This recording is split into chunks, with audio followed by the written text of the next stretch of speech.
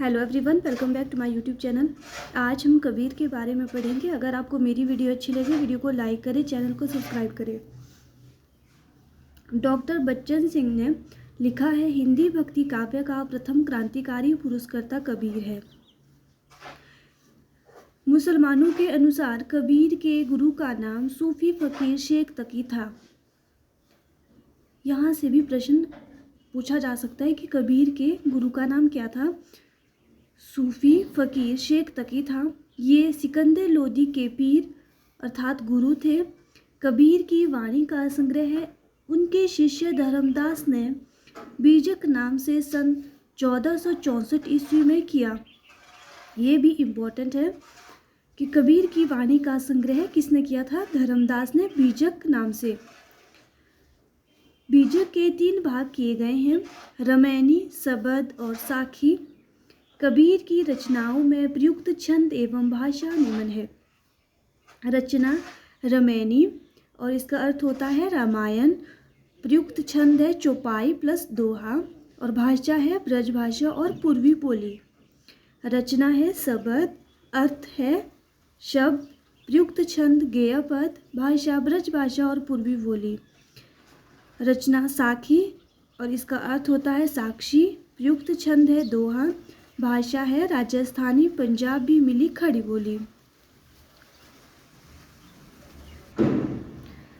कबीरदास की भाषा को पंचमेल, खिचड़ी, सदुकड़ी आदि नाम से अभिहित किया जाता है।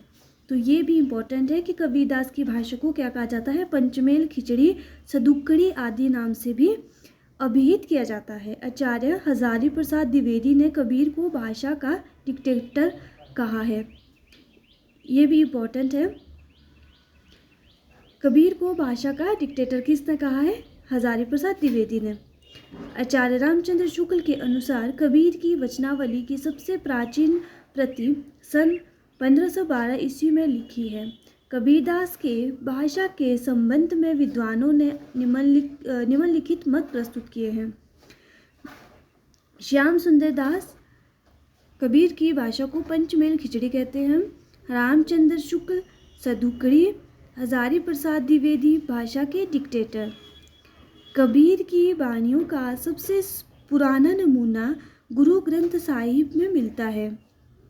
ये लाइन भी इम्पोर्टेंट है कि कबीर की वाणियों का सबसे पुराना नमूना कहाँ पर मिलता है? तो गुरु ग्रंथ साहिब में मिलता है। कबीर के संबंध में महत्वपूर्ण कथन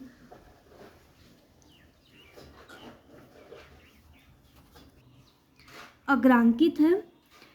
इसमें कोई संदेह नहीं कि कबीर ने ठीक मौके पर जनता के उस बड़े भाग को संभाला जो नाथ पंथियों के प्रभाव से प्रेम भाव और भक्ति रस से शून्य शुष्क पड़ता जा रहा था। ये आचार्य रामचंद्र शुक्ल की पंक्तियां हैं। उन्होंने भारतीय ब्रह्मवाद के साथ सूफियों के भावात्मक रहस्यवाद, हठ योगियों के साधनात्मक रहस्यवाद और वैष्णवों के अहिंसावाद तथा प्रपतिवाद का मेल करके अपना पंथ खड़ा किया। रामचंद्र शुक्ल का कथन है, भाषा बहुत परिष्कृत और परिमार्जित न होने पर भी कबीर की उक्तियों में कहीं कहीं विलक्षण प्रभाव और चमत्कार है। प्रतिभा उनमें बड़ी प्रखर थी, इसमें संदेह नहीं है। ये भी रामचंद्र शुक्ल का कथन है। कबीरदास की मृत्यु मगहर में हुई थी। ये प्रश्न भी पूछा जा सकता है कि कबीर की मृत्यु कहाँ पर हुई थी? मगहर में। कबीर की पत्नी का नाम लोई था तथा पुत्र पुत्री का नाम कमाल तथा कमाली था। संत रैदास, रविदास, मीराबाई और उदय के गुरु माने जाते हैं। रैदास के 40 पद गुरु ग्रंथ साहब में संकलित हैं। गुरु नानक देव सिख संप्रदाय के मूल प्रवर्तक एवं आदि गुरु थे। गुरु नानक देव की पत्नी का नाम सुलक्षणी था तथा उनके 2 पुत्र थे, श्रीचंद और लक्ष्मीचंद। गुरु नानक देव की प्रमुख रचनाएं जपूजी, आसिदबार, रही रास और सोहिला गुरु ग्रंथ साहिब में संकलित है। जपूजी नानक दर्शन का सार तत्व है। नसीहतनामा नानक देव की महत्वपूर्ण रचना है।